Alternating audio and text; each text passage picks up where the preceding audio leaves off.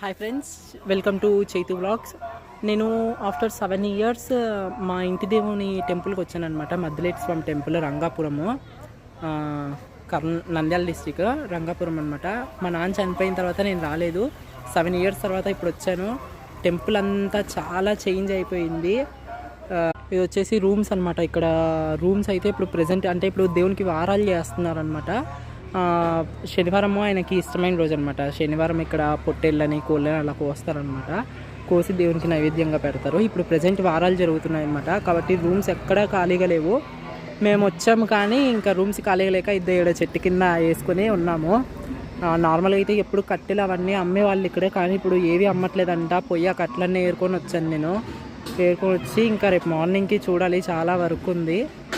మొత్తానికైతే after 7 years నేను ఇక్కడికి వచ్చాను. ఇక్కడికి వచ్చినందుకు ఒక వండర్ఫుల్ మూమెంట్ అయితే జరిగింది. అది మళ్ళీ వీడియోలో షేర్ చేసుకుంటాను.